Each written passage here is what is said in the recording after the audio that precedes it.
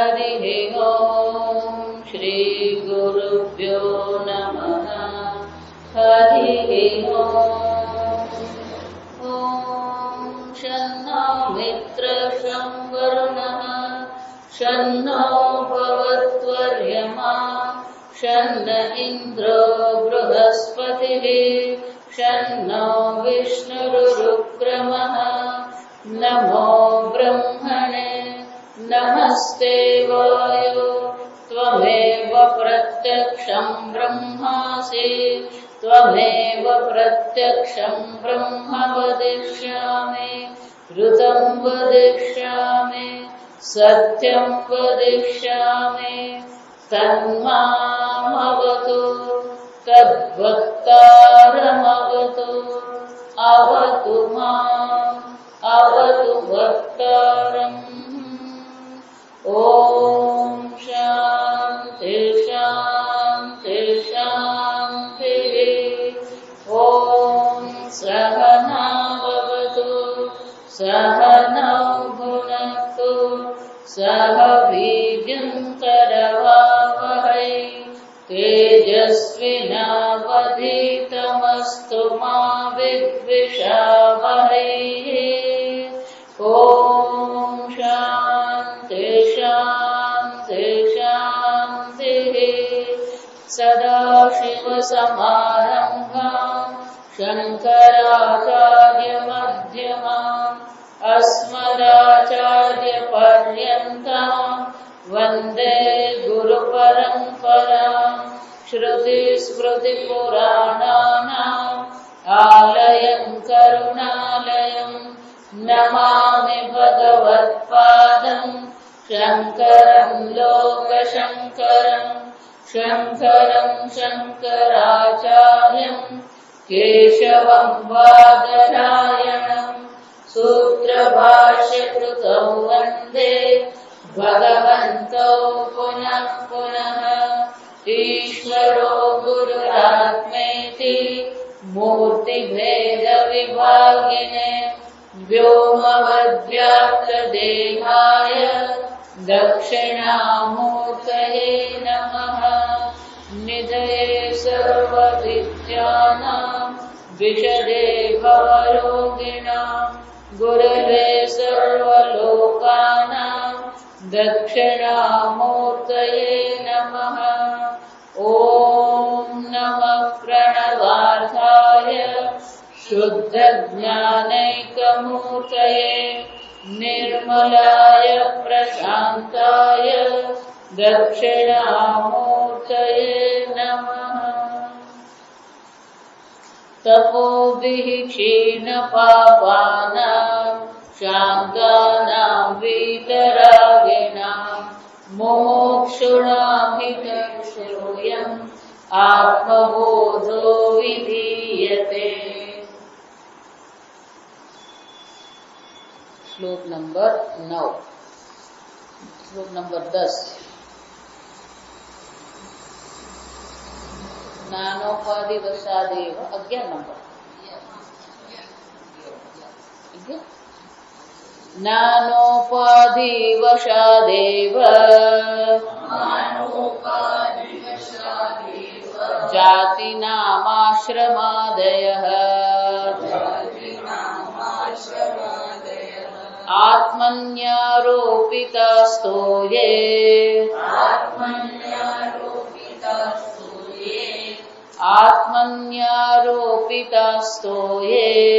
आत्मन्यारोपितास्तो ये रोपितास्तो सबुलवा आत्मन्यारोपितास्तो ये रसवर्णादिभेदवत्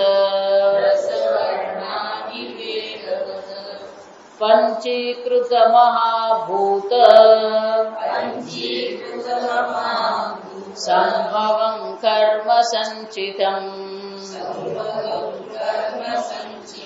शरीरं सुखदुःखानां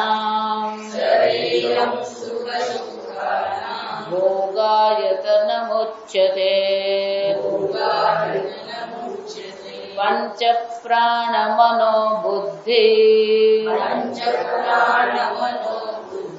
દશેન્દ્રિય સમન્વિતમ अपंचीकृत भूतोत्थम सूक्ष्मांगं भोग साधनम अनाद्य विद्या निर्वाच्य कारणोपाधिरुच्यते उपाधि त्रित्रयादन्यत् आत्मानम् अवधारयेत् पंचकोशादियोगेन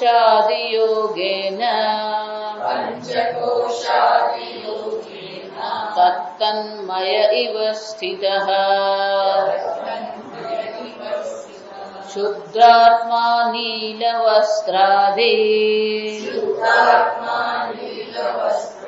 योगेन स्फटिको यथा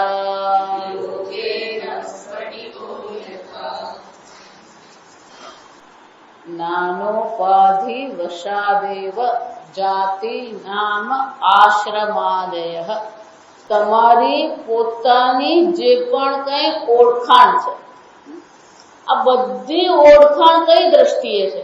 જાતિ, નામ, આશ્રમ, વર્ણ, કુલ, દેશ, કાલ, આદિ એટલે બધું અંદર આવી જાય.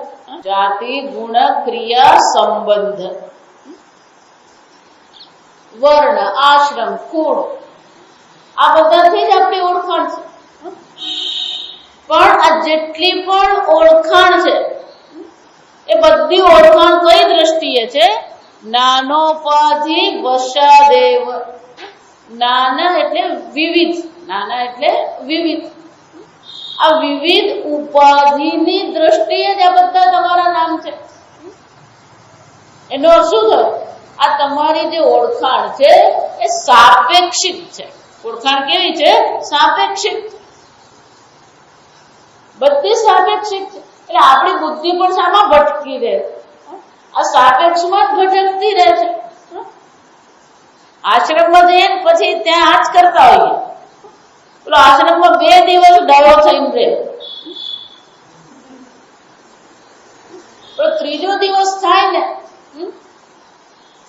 એટલે પેલો બાજુવાળો હોય ને રૂમમાં, ક્યાંથી આવ્યા? દેશ.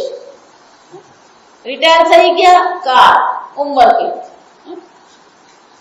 કેટલા છોકરા? સંબંધ. વિચારી આપણે આજ વિચારીએ, ત્યાં જઈને પાછું એનું એ જ કરતા હોય.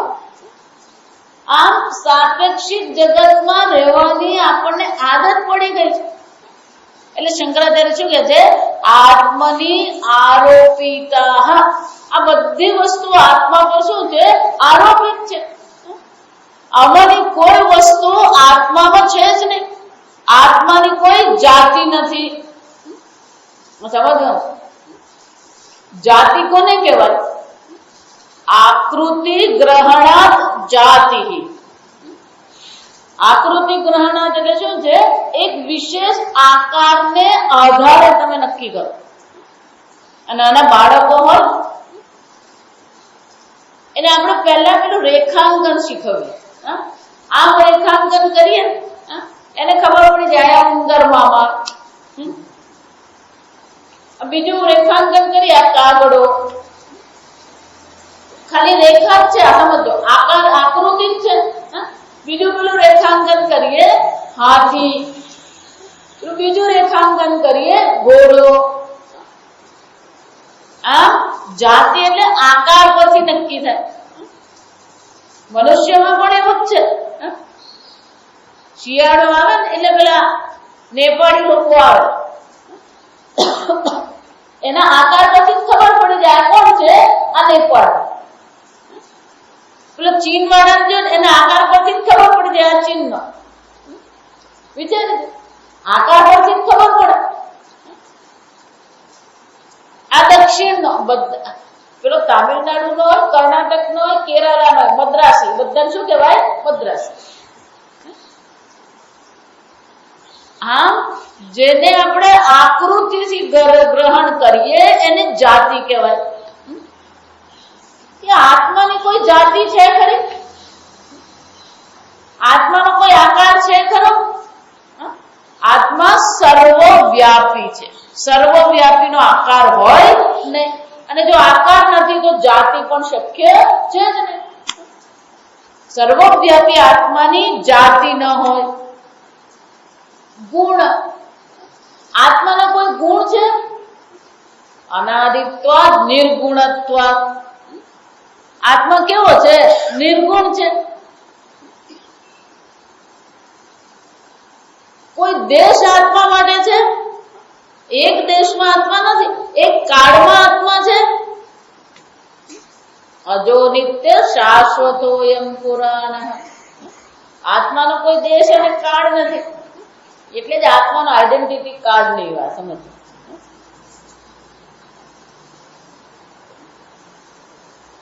જાતિ, ગુણ, ક્રિયા. આત્મા કોઈ કર્મ કરી રહ્યો છે? આ ડ્રાઈવર છે, આ મેનેજર છે, આ વેપારી છે, આ પત્રકાર છે, આ રસોઈયો છે. આપણે તો પેલો રસોઈયા નહીં, મહારાજ કહીએ. પૂજ્ય સ્વામીજી એકવાર વડોદરા,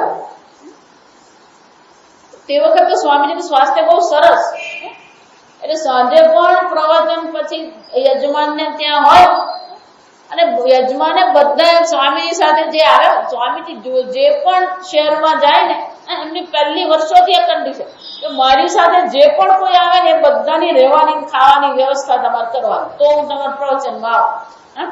આવી છે. એટલે પછી બધા અમે બધા ભેગા થયા, એટલે પછી તૈયારી કરતા હો, એટલે સ્વામીજી આવીને બેઠા, પછી ચર્ચા થઈ, સત્સંગ થયો. બરોડા બ્રહ્માત્માનંદજી, એટલે બ્રહ્માત્માનંદજી સ્વામીજીએ પૂછ્યું, ખાવા તૈયાર છે? એટલે બ્રહ્માત્માનંદજી એમની બાજુમાં પેલા ભાઈ બેઠા હતા, એને પૂછ્યું, અંગ્રેજીમાં કીધું, જો મહારાજને પૂછ્યા હો તૈયાર છે? સ્વામીજી પેલું મહારાજ એટલું સમજે, સ્વામીજીને એમ તો બીજા કોઈ મહાત્મા આવે છે, અને મહારાજ તૈયાર છે કે નહીં ખબર નથી, એટલે જમવા માટે તૈયાર છે કે નહીં. એટલે સ્વામીજી બેઠા,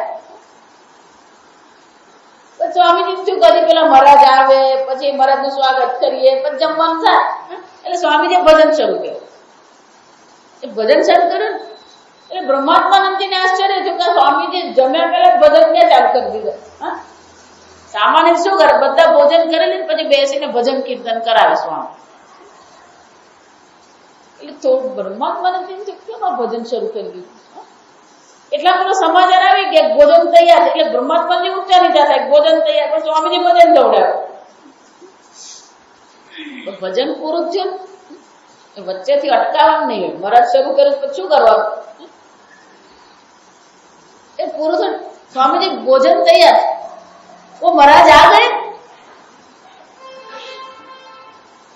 ना स्वामी जी कोई महाराज नहीं, आप बोले ना वो महाराज, स्वामी जी वो तो कूक है. स्वामी जी खबर नहीं कि आपने रसोईया शू कहिए महाराज के विचार. महाराज એટલે એ પણ શું છે, ક્રિયા થઈ જાય. સમજો આપણી દ્રષ્ટિએ કેમ રસોઈ બનાવનાર, આ ક્રિયાથી પણ આપણે શું કરતા ઓળખાણ કરતા હોઈએ, પણ આત્માની કોઈ ક્રિયા છે નૈવ કિંચિત કરોમિ, અકર્તા અભોક્તા છે. જાતિ ગુણ ક્રિયા સંબંધ, આત્માનો કોઈ સંબંધ છે કેમ? એક અદ્વિતીય, બીજો છે જ ને, બીજો હોય તો સંબંધ. આ સમજો એટલા માટે આપણી બુદ્ધિને સંબંધમાં અટવાવી પડે ને. પેલું બીજાને સત્ય માનીએ છે, એક ઘડાને બીજા ઘડા સાથે સંબંધ હોય, પણ માટીને સંબંધ હોય એક અદ્વિતીય માટી. મૃત્તિકા એક્યેવ સત્ય. એટલે શંકરાચાર્ય શું કહે છે? પછી આશ્રમ. આશ્રમ એટલે વય કહેવાય ખરેખર. બ્રહ્મચર્ય આશ્રમ, ગૃહસ્થ આશ્રમ, વાનપ્રસ્થ આશ્રમ, આ બધા કોને આધારે છે? વયને આધારે છે. વર્ણ, આશ્રમ, કુલ, આદય એટલે શું છે? જે પણ કોઈ તમારી સાંસારિક ઓળખાણ છે, આ બધી ઓળખાણ આત્મા પર આરોપિત કરેલી છે. કેવી રીતે? તોયે રસ વર્ણાદિ ભેદવત. આ જળ છે, એ જળમાં શું કરવામાં આવે? જુદા જુદા ગામમાં જાઓ ને પછી આ બધા પાણી હોય તો આ ફીકું પાણી છે, એના મીઠું પાણી છે, એના ખારું પાણી છે, કટુ, તિક્ત, મધુર, રક્ત, પીતાદી દ્રવ્ય વસાત. એમાં પેલો લાલ રંગ નાખ્યો એટલે પેલું લાલ પાણી હોય. આ છોકરાઓ લેતા હોય પેલા પેપ્સિકલ કે પેલી લાંબી લાંબી પેલી પ્લાસ્ટિકની કોથળીમાં પેલું આમ ફ્રીઝ કરેલું હોય, ઠારી દીધેલું, એમાં પેલો સ્વાદ નાખેલો, ઓરેન્જ હોય, લેમન હોય, પાઇનેપલ હોય, છે પાણી. તો કોને કારણે? એમાં જે કોઈ દ્રવ્ય નાખવામાં આવ્યા હોય અથવા જે પ્રકારનું એમાં રસાયણ નાખ્યું હોય એ પ્રકારનો સ્વાદ એનો લાગે. પણ સ્વયં પાણી કેવું છે? એનો કોઈ રંગ પણ નથી, એનો કોઈ આકાર પણ નથી. જે પ્રકારથી અંદર નાખવામાં આવે એ પ્રકારનું બની જાય. એટલું જ નહીં, ધારો કે પાણી સ્વયં એવું છે તો પેલી રંગીન બોટલમાં એને મૂકવામાં આવે તો પછી પાણી શું કરે? એ બોટલનો આકાર પણ ધારણ કરે અને બોટલનો કાચનો રંગ લીલો હોય તો પાણી કેવું દેખાય? લીલું. પણ એટલે પાણી લીલું બની ગયું? પાણી બોટલના આકારનું બની ગયું નહીં. એ જ રીતે આત્માની આરોપિતા. અહીંયા આ આરોપિતા બહુ મજાની વસ્તુ છે, સમજજો. આપણે તો આરોપિતા બસ વાત પતી ગઈ એમ નહીં, એની સૂક્ષ્મતામાં જવાનું છે. આરોપિત એનો શું થયો? આત્મા સંસારી બની ગયો. આરોપિત નો શું થાય? જ્યારે આરોપ કરવામાં આવી રહ્યો છે ત્યારે પણ આત્મા તો કેવો છે? નિર્ગુણ, નિરાકાર, સર્વવ્યાપી. એટલા માટે અજ્ઞાની અવસ્થામાં પણ તમે સચ્ચિદાનંદ બ્રહ્મ છો. સચ્ચિદાનંદ બ્રહ્મ બનવાનું નથી. આરોપિતનો અર્થ શું થાય? છે જ નહીં. રજ્જુમાં સર્પનો આરોપ કર્યો એમ કહીએ એનો શું થયું? જ્યારે સર્પ બુદ્ધિ છે ત્યારે પણ ત્યાં તો શું છે? રજ્જુ જ છે. સર્પના આરોપથી દોરડું લીસું બની ગયું. સર્પના આરોપથી દોરડું ચેતન બની ગયું. વિચારજો. એને શું કહેવાય? પ્રતીતિ કાળ કહેવાય. સંસ્કૃતમાં શું કહેવાય? પ્રતીતિ કાળ. સર્પના પ્રતીતિ કાળમાં પણ દોરડું તો દોરડું જ છે. એ જ રીતે આરોપિતનો શું થાય? તમે જયારે પોતાને સંસારી માની રહ્યા છો, પોતાના પર આ સંસારનો આરોપ કર્યો છે, ત્યારે પણ તમે તો સચ્ચિદાનંદ બ્રહ્મ જ છો. બનવાનું નથી, સમજજો. એટલા માટે સંપૂર્ણ વેદાંત કહે છે કે કર્મને કોઈ સ્થાન જ નથી. અંતઃકરણ શુદ્ધિ માટે કર્મનું સ્થાન છે, બાકી જ્ઞાન માટે કર્મનું કોઈ સ્થાન નથી. આ સમજજો. જ્ઞાનમાં કર્મનું કોઈ પ્રયોજન છે જ નહીં. એટલે કર્મથી શું થઈ શકે? આપ્ય, ઉત્પાદ્ય, સંસ્કાર્ય અને વિકાર્ય. આત્માને ઉત્પન્ન કરવાનો નથી, આત્માને ક્યાંકથી મેળવવાનો નથી, આત્માને સંસ્કાર કરવાનો છે. વેદાંત સિવાયના બાકીના બધા સંપ્રદાય શું માને છે? આત્મા અશુદ્ધ થઈ ગયો, હવે શું કરવાનું? અશુદ્ધ થઈ ગયો. વિકાર્ય, આત્મામાં પરિવર્તન લાવવાનું. અવિકાર્યો યમુચ્યતે. વિચારે છો, કર્મને કોઈ સ્થાન જ નથી. આત્મજ્ઞાનની દ્રષ્ટિએ કર્મ કોઈ પ્રકારે ઉપયોગી નથી. આ સમજ એટલા માટે કહો, કર્મથી જ વૈરાગ્ય થવો જોઈએ, જગતથી વૈરાગ્ય નહીં. સાચો વૈરાગ્ય ક્યાં થવો જોઈએ? આ કર્મથી વૈરાગ્ય. કે આત્મા કેવો છે? અકર્તા, અભોક્ત. આ બધી વસ્તુ આત્મા પર શું કરવામાં આવી છે? આરોપિત કરવામાં આવી. એનો શું થયો? છે જ નહીં. આપણે પોતાને સંસારી માનીને ચાલી રહ્યા છે, આપણે પોતાને સુખી દુઃખી માનીને ચાલી રહ્યા છે, આપણે પોતાને કર્તા ભોગતા માનીને ચાલી રહ્યા છે. આત્મામાં કર્તૃત્વ નથી, ભોક્તૃત્વ નથી. ન કર્તૃત્વ ન કર્મ. સંપૂર્ણ ગીતા ભગવાન જે બોલે છે એ વર્તમાન કાળ છે. આ સમજો. જેટલે પણ ક્રિયાપદ છે બધે કયા છે? ન જાયતે મ્રિયતે વા કદાચિત. એનો શું થયો? આત્માનો જન્મ થતો નથી. તમે જયારે એમ માનો છો કે મારો જન્મ થયો, ત્યારે પણ હકીકતમાં તમારો જન્મ થયો નથી. ન મ્રિયતે, આત્માનું મૃત્યુ થતું જ નથી. આ સમજવાનું છે. ન કર્તૃત્વ ન કર્મણ. ભગવાન એવું નથી કહેતા આત્મજ્ઞાન પછી કર્તૃત્વ નહીં રહેશે, એવું કહે છે. યસ્ય નાહમ કૃતિ ભાવ બુદ્ધિર યસ્ય ન લિપ્યતે. અહમ ભાવ છે જ નહીં. અહમ કૃતિ ભાવ એટલે શું છે? હું કર્મ કરું. અહમ કરોમી ઇતિ અહંકાર છે જ નહીં. આ સમજવાનું. આરોપિત શબ્દનો અર્થ થયો કે અત્યારે પણ આરોપ કરવામાં આવ્યો છે, ત્યારે પણ આત્મા તો કેવો છે? રસવર્ણાદિવત. પાણી તો કેવું છે? પાણી જ છે. પાણીમાં કોઈ ફરક નહીં પડે.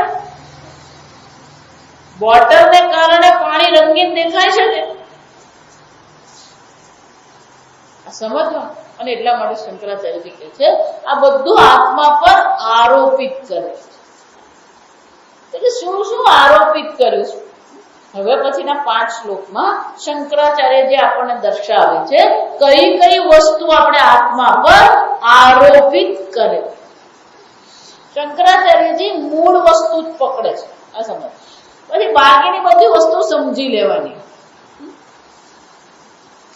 મૂળભૂત આરોપ કયો છે? કે મૂળભૂત 3 આરોપ છે. આ સમજી લેજો. મૂળભૂત રીતે આત્મા પર 3 આરોપ કરવામાં આવે છે. પહેલો આરોપ કયો છે? હું દેહ છું. બીજો આરોપ કયો છે? હું મન બુદ્ધિ ઇન્દ્રિય છું. ત્રીજો આરોપ કયો છે? હું સંસારી છું, હું અજ્ઞાની છું. એટલે શંકરાચાર્યજી આ 3 જે આરોપ છે એ કોને કારણે છે અને એ શું છે આપણને દર્શાવે છે. એટલે પહેલો જ આરોપ જેને હું દેહ છું અને શું કહેવાય? સ્થૂળ દેહ કહેવાય. બીજો આરોપ છે એને સૂક્ષ્મ દેહ કહેવામાં આવે. ત્રીજો આરોપ છે એને કારણ શરીર કહેવાય. એટલે હવે શંકરાચાર્યજી બહુ સુંદર કે પંચીકૃત મહાભૂત સંભવમ કર્મ સંચિતમ શરીરમ સુખ દુઃખાનામ ભોગાયતનમ ઉચ્યતે. આ સ્થૂળ શરીર શું છે? એટલે શું કહે છે? પંચીકૃત પંચમહાભૂત સંભવ. આપણે જોઈ ગયા તત્વબોધમાં પંચીકરણ કહેવાય. એ એક વસ્તુ સમજો. શાસ્ત્ર જ્યારે પણ કોઈ પ્રક્રિયા બતાવે એને કહેવાય પંચીકરણ પ્રક્રિયા હોય, અવસ્થાત્રય પ્રક્રિયા હોય. આ બધી પ્રક્રિયા છે. એટલે નાના બાળક હોય ને એને ગણિત શીખવવાનું હોય એટલે ગણિત શીખવવા માટે પેલો વત્તા બાદબાકી આ બધું શીખવવાનું હોય. એમાં નાના છોકરાઓને આપણે બતાવીએ 15 છે, 15 માંથી 7 જાય તો 8 રહે, પછી 15 માંથી 7 જાય તો 8 રહે, એ શીખવવા માટે આપણે શું કરીએ? એટલે એક શિક્ષકે વર્ગમાં કીધું, જો મહેશ, હું તને 15 સફરજન આપું, એમાંથી 7 તું રમેશને આપે તો તારી પાસે કેટલા રહે? બોલ. પણ પહેલા 15 સફરજન આપો.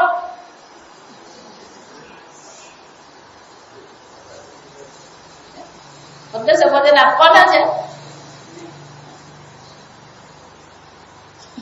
એટલે શું કહેવાય? પ્રક્રિયા. અહીંયા સત્ય નથી, આ સમજો. જેમ પેલા 15 ને કલ્પના કરીને પછી શું કરવાનું? એમાંથી 7 બાદ કરી દેવાના, પેલા 8 રહી ગયા. એ જ રીતે અહીંયા પણ શું છે? ખરેખર સ્થૂળ શરીર છે જ નહીં, આરોપિત છે, આ સમજો. પણ આપણો જે અનુભવ છે એને ધ્યાનમાં રાખીને વાત કરે છે. પણ આ સ્થૂળ શરીર શું છે? શામાંથી બન્યું? કેવી રીતે બન્યું? કોને કારણે બન્યું? આ દર્શાવે છે આપણને શાસ્ત્ર. એટલે આ શાસ્ત્ર દર્શાવે ને એટલે પછી એ બધા સત્ય માની ચાલવાનું નહીં. પંચીકરણ પ્રક્રિયા કહેવાય. પંચીકરણની પ્રક્રિયા પણ ફક્ત આપણને સમજાવવા માટે છે, એને પછી સત્ય માની લેવાની જરૂર નથી. આપણી પાસે 5 ઇન્દ્રિય છે, સમજજો. એટલા માટે એને પ્રપંચ કહેવામાં. પંચ પંચ ઇતિ પ્રપંચ. બધું 5 છે, એટલા માટે એને શું કહેવાય? પ્રપંચ. પંચ પંચ ઇતિ પ્રપંચ. 5 વિષય છે, 5 મહાભૂત છે, 5 ઇન્દ્રિય છે, 5 કર્મેન્દ્રિય છે, 5 પ્રાણ છે. આ બધું શું છે? 5 છે. અને 5 ની ગણતરી બરાબર બેસી જતી રહે એટલે આપણે એને શું કહીએ? પંચ મહાભૂત કહેવાય. પણ એટલે પછી પંચ મહાભૂત ને પકડી બેસવાનું નથી, આ સમજો. આ પંચીકરણની પણ પ્રક્રિયા કહીએ ને, તરતથી બહુ પુરવાર થાય એવી નથી, એટલે બહુ પ્રેમ કરવાનું નહીં. આ પંચીકરણ આપણે બધા આ પ્રક્રિયા છે ને, પછી એ પ્રક્રિયા મહત્વની નથી આપણા માટે, આ સમજો. એટલે પંચીકરણ શીખી ગયા.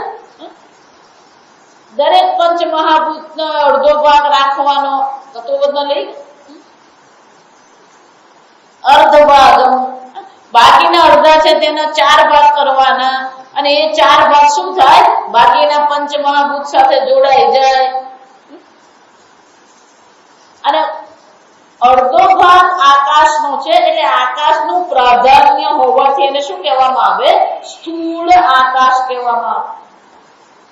આ બ્રહ્મસૂત્રમાં છે એને સ્થૂળ આકાશ શા માટે કીધું? પ્રાધાન્યતાને કારણે.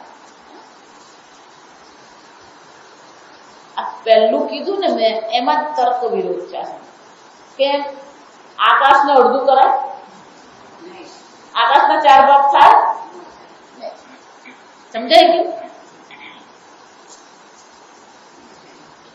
પ્રથમ ગ્રાસે મક્ષિકા. તર્કથી શક્ય નથી, આ સમજો. વાસ્તવિકતામાં શક્ય નથી, કારણ કે પંચમહાભૂત એમ કહીએ ખરા, પણ પંચીકરણ ખરેખર શક્ય બને ખરું? પણ આપણી બુદ્ધિને સમજાવવા માટે. કેમ? બતાવું, મજા આવશે. આ પારિજાતનું પુષ્પ છે, જો સમજો. પંચીકૃત એટલે સ્થૂલ પંચમહાભૂત છે. આ જયારે પારિજાતનું ફૂલ તમે એમ કહો ત્યારે આમાં 5 મહાભૂત છે. એને જે જગ્યા રોકી એને આકાશ કહેવાય. એનો સ્પર્શ છે, એનો સ્પર્શ છે. અગ્નિ એટલે શું છે? એની એક ઉષ્મા છે. એટલું જ નહીં, એની ગંધ છે, એનો સ્વાદ છે. આમ શબ્દ, સ્પર્શ, રૂપ, રસ, ગંધ, આ 5 ગુણ આમાં છે. એટલે જગતની કોઈ પણ વસ્તુ આપણે લઈએ તો 5 ગુણ એમાં જોવા મળે, અને એટલા માટે આપણે નક્કી કરવું પડે કે આ પંચીકરણ થયું હોવું જોઈએ. નહીં તો એક જ જગ્યાએ 5 દેખાયેલો શું થયું? 5 મહાભૂત અહીંયા છે.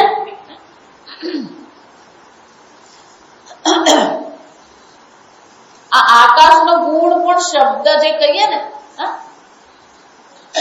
એ શેષ ન્યાયથી છે, તર્કથી નથી. આ સમજ. અવાજ ક્યારે હોય?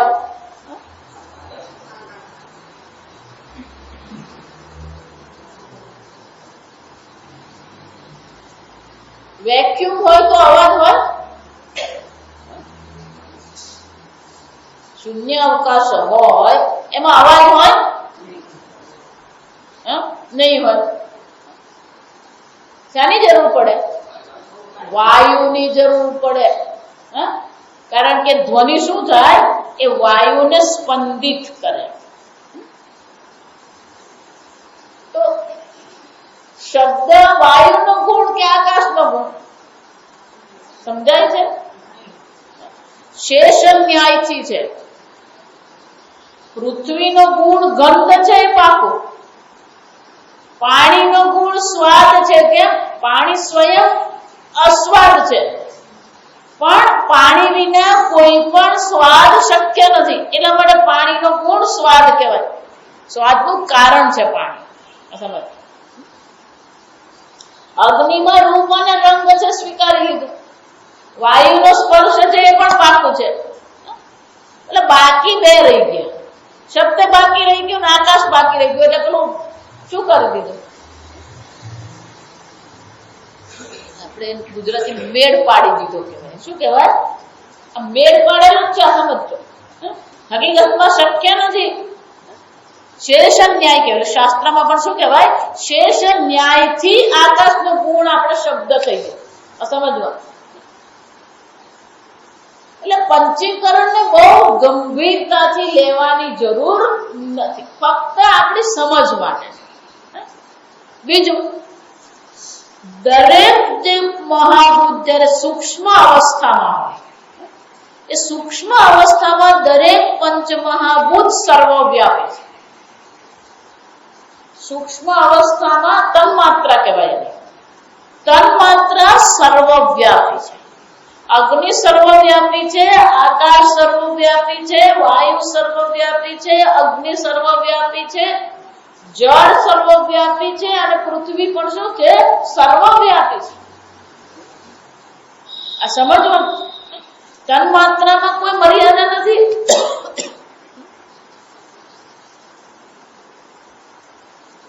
વિચારી ઘરે જઈને જરાક વિચાર. આપણે કે ને એટલે બધું ઉતારી જ દેવાનું. આ ફક્ત આપણને દર્શાવે છે કયા કયા સ્તર પર આરોપ કરવામાં આવ્યો છે. એટલે પહેલો આરોપ કયો છે? સ્થૂળ શરીર. અને સ્થૂળ શરીર શાનું બનેલું છે? પંચીકૃત પંચમહાભૂત સંભવમ. પણ આ પંચમહાભૂતનું બનેલું, આ સ્થૂળ પંચમહાભૂતનું બનેલું શરીર ભગવાને બનાવ્યું. આપણે બોલી દીધું તો ભગવાને કોઈને આવું શરીર આપ્યું, કોઈને આવું શરીર આપ્યું. તો ભગવાન તો પક્ષપાત કરનારો, પક્ષપાતી છે નહીં. કે કર્મ સંચિતમ. તત્વોમાં જરા જુદી રીતે કીધું. પંચીકૃત પંચમહાભૂતૈ કૃતમ સત્કર્મજન્ય. તો તમારા કર્મને અનુરૂપ તમને આ શરીર મળ્યું. આ શરીરમાં 3 વસ્તુ છે. સમજો. કર્મને આધારે આ શરીરમાં 3 વસ્તુ. એક શરીરનો આકાર છે, શરીરનું આયુષ્ય છે. શરીરનું શું છે? આયુષ્ય. આ શરીરનો ભોગ છે. કોઈ પણ આ સમજી, કોઈ પણ તમે ઇલેક્ટ્રોનિક દુકાનમાં જાઓ પછી ટીવી લેવું હોય, રેફ્રિજરેટર લઈએ, એમાં આપણે શું જોઈએ? ગેરંટી. પહેલું શું જોઈએ? ગેરંટી. 10 વર્ષની ગેરંટી. એનો અર્થ શું થયો? કંપની સ્વયં કે છે આ તારું રેફ્રિજરેટર 10 વર્ષ ચાલશે. 10 વર્ષની ગેરંટી. એનો અર્થ શું થયો? 10 વર્ષ ચાલે ને એની ખાતરી. એનો અર્થ શું થયો? કોઈ પણ રેફ્રિજરેટર 10 વર્ષ વાપર્યું હોય, 11મા વર્ષથી બોનસ કહેવાય. પછી કંપનીને કઈ કહેવાનું નહીં હોય.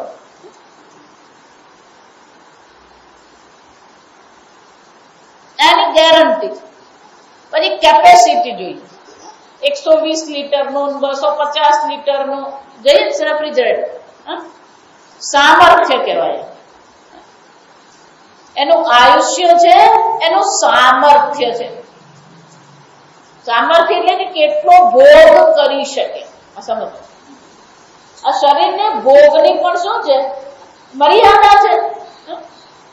કોઈ પેલો 5 લાડુ ખાતો હોય ને આપણે 1 ખાઈએ ને એટલે જ આપણને પેટ ભારે લાગે. પેટ ભારે જ લાગે એમને, હાથ પડે ભૂખે નહીં લાગે. સમજ? એટલે આયુષ્ય છે, આકૃતિ છે અને ભોગ અથવા સામર્થ્ય છે. પણ આ બધું કોને આધારે નક્કી થયું? કર્મ સંચિત. આપણા કર્મ પ્રમાણે આ શરીરનું આયુષ્ય છે, આ શરીરની આકૃતિ છે અને આ શરીરનો ભોગ છે. અને આ શરીર શાના માટે છે? શરીરમ સુખ દુઃખાના ભોગાયતનમુચ્યતે. 3 વસ્તુ છે. સ્થૂળ પંચ મહાભૂતમાંથી બનેલું છે, કર્મને આધારે બનાવવામાં આવ્યું છે, અને બીજું શું છે? સુખ દુઃખનો આયતનમ છે. ભોગ આયતનમ એટલે શું છે? ભોગ માટેનું, અને અંગ્રેજીમાં કાઉન્ટર કહેવાય.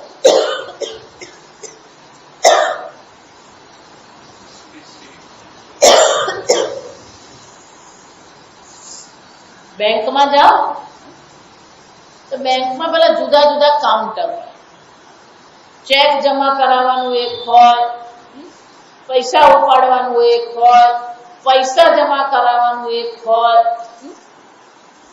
ફોર્મ લેવું હોય તો બીજું કાઉન્ટર હોય. કાઉન્ટર કેશિયર એમ કહીએ. કેશિયર એનો અર્થ શું થયો? જ્યાં તમારે રોકડાનો કાં તો રોકડા લેવાના હોય કે રોકડા જમા કરાવવાના હોય એ સ્થાનને શું કહેવાય? એટલે ત્યાં શું કરવામાં આવે? રોકડાનો વ્યવહાર. એવું કહેવાય. રોકડાનો વ્યવહાર કરવાનું સ્થાન. રોકડાનો જ્યાં વ્યવહાર કરો એ સ્થાનને કેશિયર કહેવાય. સમજ? જે આ સંપૂર્ણ શાખાનું મેનેજમેન્ટ કરે. મેનેજમેન્ટ કરે ને શું કહેવાય? મેનેજર કહેવાય.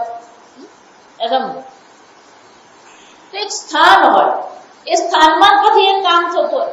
એ જ રીતે આ શરીર શું છે? એક સ્થાન છે. જીવને મળેલું એક સ્થાન છે.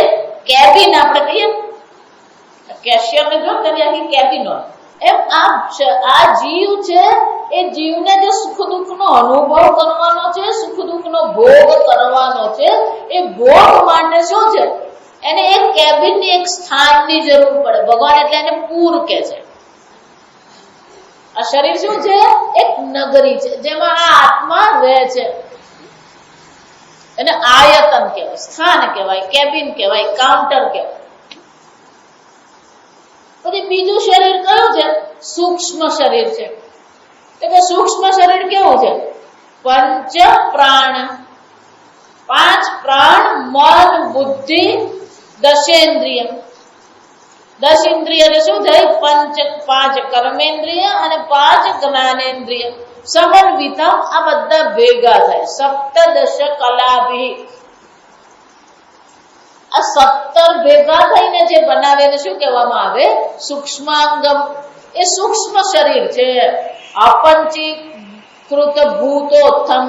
એ અપંચીકૃત પંચમહાભૂતમાંથી ઉત્પન્ન થયું છે. અને એ શું છે? ભોગ સાધન છે. આ શીખીએ ને પછી એ પ્રકારનું આપણું ચિંતન બનવું જોઈએ. શરીર મારું રહેવાનું સ્થાન છે. હું શરીરમાં રહું છું. હું શરીરમાં રહું છું એનો શું થાય? હું શરીર નથી. હું ઘરમાં રહું છું એટલે કે હું ઘર નથી. એ જ રીતે હું શરીરમાં રહું છું તો પછી શું થયું? હું શરીર નથી. આ સૂક્ષ્મ શરીર છે શું છે? સાધન છે. સૂક્ષ્મ શરીર સાધન છે એનો શું થાય? આપણી પાસે ટેપ રેકોર્ડર હોય, આપણી પાસે ગાડી હોય, આપણી પાસે સ્કૂટર હોય, ટેલિફોન હોય, સેલફોન હોય, આ બધા સાધન કહેવાય. અને સાધન શાના માટે છે? આ જગતમાં વ્યવહાર કરવા માટેનું એ સાધન છે. એમાં 5 ઇન્દ્રિયો શું છે? સાધન છે. કર્મ કરવાનું સાધન છે, જ્ઞાન મેળવવાનું સાધન છે. મન એટલે સંકલ્પ વિકલ્પાત્મક મન. અને મન આ કહીએ ને એટલે મનની સાથે શું લઈ લેવાનું? પેલો અહંકાર લઈ જ લેવાનો. અહમ કરોમિ ઇતિ અહંકાર. તત્વબોધમાં પેલા ચતુષ્ટય બતાવે. અંતઃકરણ ચતુષ્ટય છે. અહીંયા મન કે એટલે કયું આવી જાય? અહંકાર આવી જાય. બુદ્ધિ એમ કહીએ ને એટલે ચિત્ત આવી જાય. આ સમજવા. બુદ્ધિ કોને કહેવામાં આવે? નિશ્ચયાત્મિકા અંતઃકરણ વૃત્તિ. આ મન સાધન છે. મનમાં જો સાધન બુદ્ધિ કરવામાં આવે તો પછી મનની કોઈ પણ અવસ્થા હોય આપણે દુઃખી થવાની જરૂર નથી.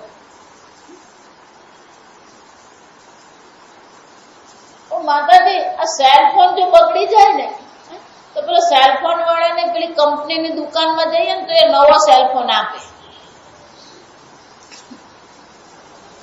ગાડી આપણે નવી લીધી હોય અને ગાડીમાં કઈક સમસ્યા આવે, અમેરિકામાં એવું થયું, આ ફોર્ડ વાળા જે ગાડી બનાવી નવી એમાં મોટી ડિફેક્ટ હતી. તો એ લોકોએ બધી ગાડી શું કરવી પડી? પાછી લઈ લેવી. માતાજી આ મારા શરીરમાં ગડબડ છે, આ ભગવાન બદલી આપતો નથી.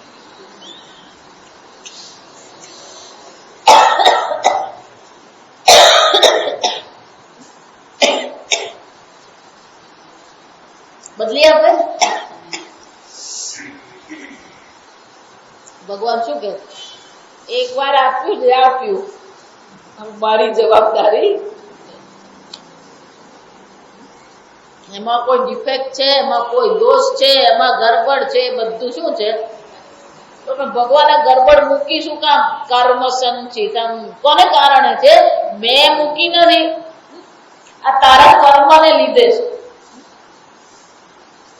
આ સમજો. એટલે ભગવાન કહે છે મારી કંપનીમાં રિપ્લેસમેન્ટ નો કાયદો નથી. એક વાર લીધું એટલે શું થયું? એનાથી ચલાવવું. એટલા માટે દરેકના શરીરમાં કંઈક ને કંઈક હોય, પણ એટલું જ જોવાનું કે ભજન કરવા ઉપયોગી છે કે નહીં, સત્સંગ કરવા ઉપયોગી છે કે નહીં. આટલા ઉપયોગી છે, બાકીનો ઉપયોગ ન થાય તો બહુ ચિંતા કરવાની નહીં. મરચું ખાવાનું બોલો ને, શું ફરક પડે? કોઈ ફરક નહીં પડે. આ સમજજો. કારણ કે આ શરીર શાના માટે છે? મોક્ષ દ્વાર છે. મોક્ષ માટે ઉપયોગી છે કે નહીં એટલું જ જોવાનું. ભોગ માટે ઉપયોગી નથી, બહુ ચિંતા કરવાની નહીં. હું અમારા વલસાડ વાળા બધાને કહું, આ વલસાડમાં પેલી હાફૂસ ને કેરી ને કેસર કેરી ને રાજા બધી વાડી જ છે બધી. અમલસાડ અને વલસાડ, ચીકુ અને કેરી. જ્યાં પેલો એપ્રિલ મહિનો આવે ને એટલે કેરી શરૂ થઈ જાય. પેલો સપ્ટેમ્બર, ઓક્ટોબર, અહીંયા તમને બે કેરી જોવા મળે, કેસર જોવા મળે, બદામ જોવા મળે. ત્યાં સીઝન શરૂ થાય ને એટલે કેરીની શરૂઆત થાય. પેલી કેસર આવે બધા, પછી હાફૂસ આવે, પછી હકીકત છે, પછી રાજાપુરી આવે બધા. દરેકનો સમય છે. પછી વરસાદ શરૂ થાય ને એટલે જલ્દી બે કેરી આવે. એ વરસાદ પહેલા મળે જ નહીં કેરી. એક દાડમિયો કહેવાય. દાડમિયો અને બીજો પેલો અજમેર લંગડો. હા, લંગડો. વિચાર. એટલે વલસાડ વાળાને એમ કહું કે જો તમારી ઉંમર 60 વર્ષની હોય, આ સમજજો, આ ભોગની વાત કરીએ છીએ, એની ઉંમર તો 60 વર્ષની છે અને વલસાડમાં જ જન્મ્યો અને વલસાડમાં જ નોકરી કરી વલસાડમાં જ રિટાયર થઈ ગયો, તો 60 વર્ષમાં એને કેટલા મણ કેરી ખાધી? અને છતાં શું છે, માતાજી ગઈ વર્ષે તો કેરી થઈ ગઈ, ખાલી 20% જ કેરી. એટલે પણ 60 વર્ષ ને આટલા મણ કેરી ખાધી. હવે એક વર્ષ તમે કેરી ખાવા નહીં મળી, એમાં શું થઈ ગયું? તો વિચારી દો. એટલે આપણે પેલું અલ્પકાળમાં વિચારીએ ને એટલે દુઃખી થવાનો વારો. એક વર્ષ, હકીકત છે, એક વર્ષ કેરી નહીં મળી ને ત્યાંના લોકોની હાલત જોવા જેવી. દુઃખી થઈ ગયા, ખાવાનું ભાવે નહીં કોઈને. અમારે એક ભાઈ ડોક્ટર છે, એને કેરી એટલી ભાવે એટલે એમણે એક ફ્રીજ રાખેલું છે ને સ્પેશિયલ કેરી માટે. એના બધા ખાનામાં બધા કાઢી નાખેલા. એમાં શું કરવાનું? કેરી.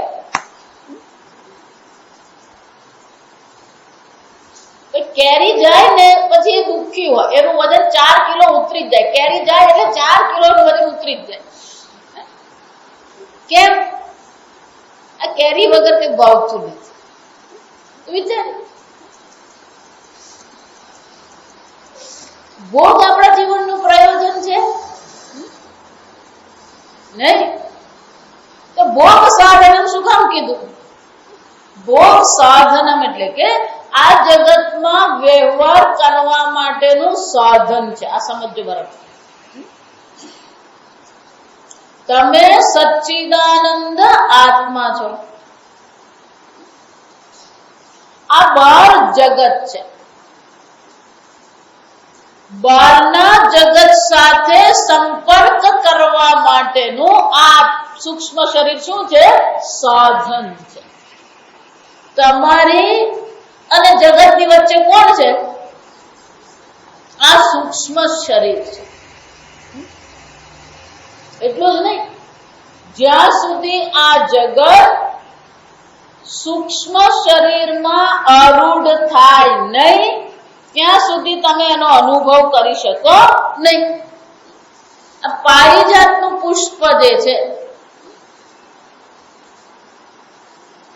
તમને એમ છે કે મેં પારિજાતનું પુષ્પ જોયું, કોઈ પુષ્પ જોતું જ નથી. ખરેખર તમે શું જુઓ છો?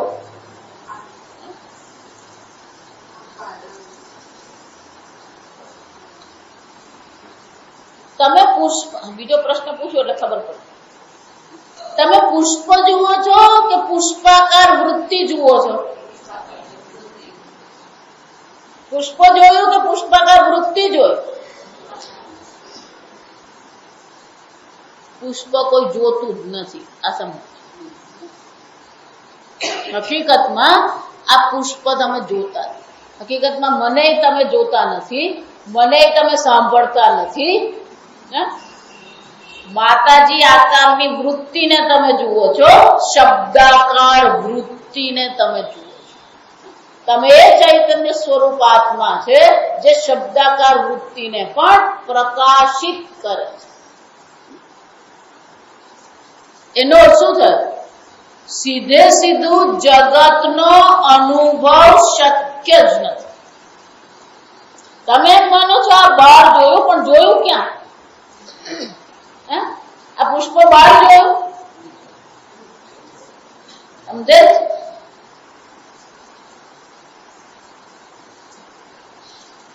તમે અંદર એવું જોયું કે આ પુષ્પ બહાર છે. એનો અર્થ શું થયો? ઉનાળો હોય ને ત્યારે લોકો પેલા ગોગલ્સ પહેરે. ગોગલ્સ પહેરે. એક વાર મહારાજશ્રી વૃંદાવન વાળા સ્વામી અખાનંદજી મહારાજ દર વર્ષે મુંબઈ જાય. મુંબઈમાં એક ફ્લેટ રાખેલો જ્યાં એ રહેતા હતા અને પ્રેમપુરી હોલમાં એમના પ્રવચન હોય. તો એક વાર વૃંદાવન થી એ મુંબઈ ગયા. મુંબઈ પેલા ટ્રેનમાં ગયા એટલે પેલા ગાડી લેવા આવી એમ. હવે એ વખતે નવા પેલા કાચના સ્ક્રીન નીકળેલા. એ પેલું સ્ક્રીન ચોંટાડી દેવાનું હોય એટલે પેલો તડકો બહુ લાગે નહીં.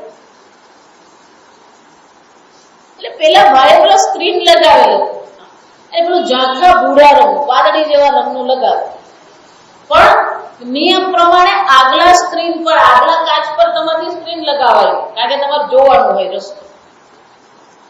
એટલે મહારાજશ્રી તો બેઠા, ગાડી બેઠા, પછી થોડું આમ આજુબાજુ જોતા, પછી આમ આગળ જો, પછી આ બાજુ, પછી આ બાજુ આમ થોડીક વાર જો, પછી આ બાજુ. એટલે એમની બાજુ પેલા બીજા સ્વામીજી બેઠા, સેવક એમને. એમને खबर पड़ी कि महाराज से कहीं गड़बड़ चाले मगर। तो महाराज जी क्या हुआ? यहाँ देखता हूँ तो नीला दिखता है और यहाँ देखता हूँ तो कोई रंग नहीं दिखता, ये क्या मेरी आंख में कोई गड़बड़ है?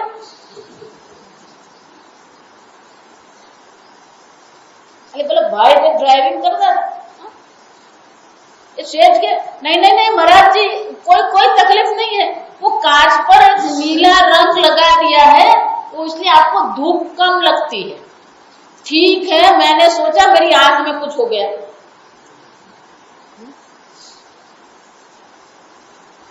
ભૂરું હોય એટલે બધું શું દેખાવાનું? ભૂરું. પેલા ગોગલ્સ પણ આવે, બ્રાઉન કલર ના આવે ને ગ્રીનિશ આવે ને બ્લુ કલર ના આવે ને. એમ આપણી મુશ્કેલી શું છે?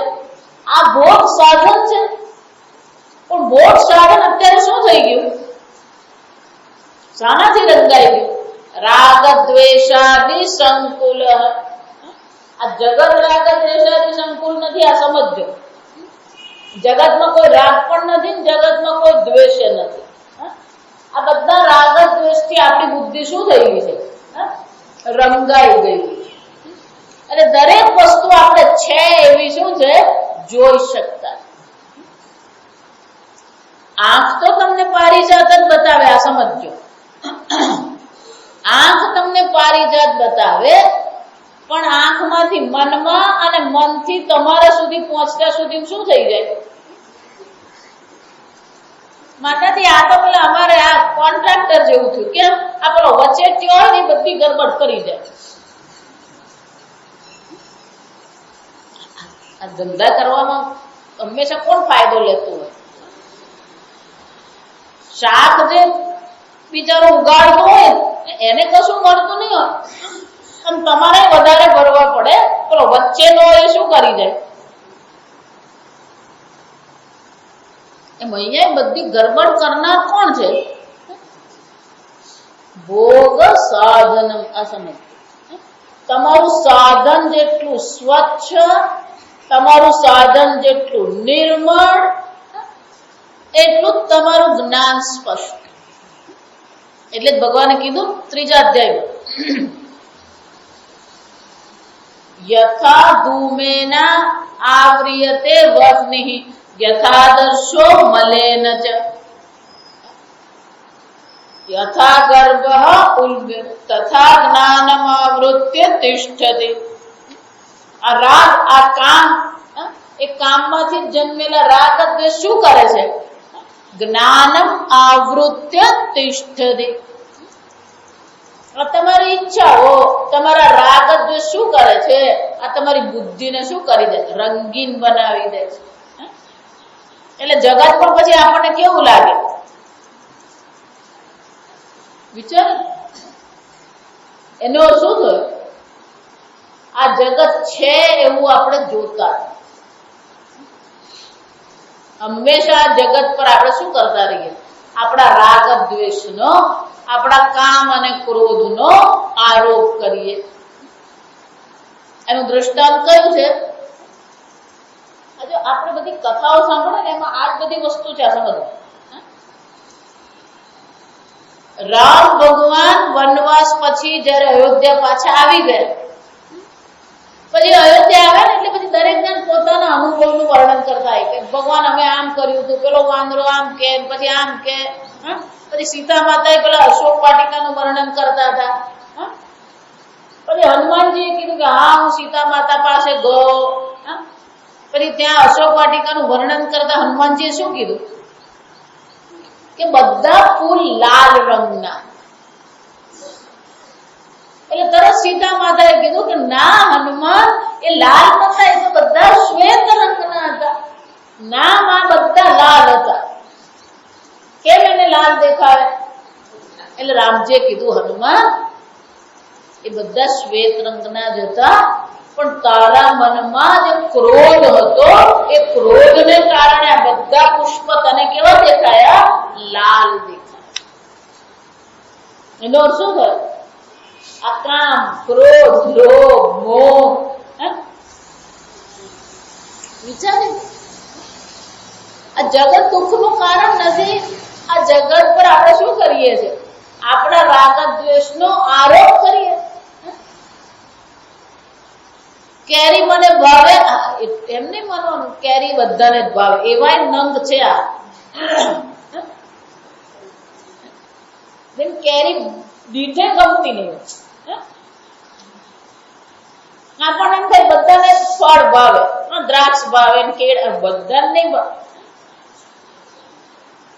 અમારે એક ડોક્ટર હતા એ રિટાયર છે બાળકોના ડોક્ટર એટલે બધાને એવું કે બધા મા બાપ જેમની પાસે બધાને કે કેળા ખવડાવો સફરજન ખવડાવો બાળકોને શું ખવડાવવાનું હોય આ બધા ફળ ખવડાવવાના ચીકુ ખવડાવો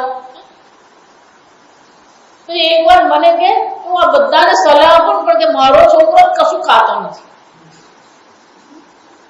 એક પણ ફળ નહીં એને કોઈ પણ ફળ ભાવે અને ખાય જ નહીં ક્યારે નહીં એને કેરી કહીએ દ્રાક્ષ કહીએ નાના છોકરાને દ્રાક્ષ આપો ને પ્રેમથી ખાતા કેળું આપો ને પ્રેમથી પકડવાય તૈયાર એનો શું થયું અનેક પ્રકારના રાગ દ્વેષ છે અને એ રાગ દ્વેષ થી જ આપણે શું કરતા રહીએ વિચારી દો એનો શું થયું સાધન રહ્યું ખરું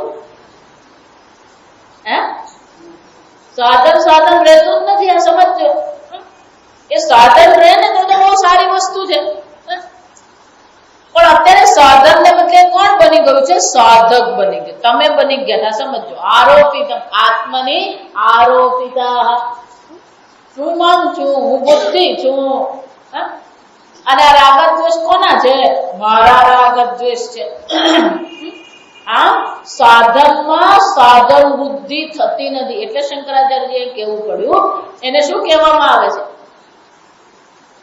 સૂક્ષ્માંગ ભોગ સાધન મુચ્યતે આ સૂક્ષ્મ અંગ છે જે ભોગનું સાધન છે આગળ આપણે ખાલી ઓમ અસતો માં સદ્ગમય તમસો માં જ્યોતિર્ગમય મૃત્યોર્મા અમૃતં ગમય ઓમ પૂર્ણમદ પૂર્ણમિદં પૂર્ણાત પૂર્ણમુદચ્યતે પૂર્ણસ્ય પૂર્ણમાદાય પૂર્ણમેવાવશિષ્યતે ઓમ શાંતિ શાંતિ શાંતિ હરિ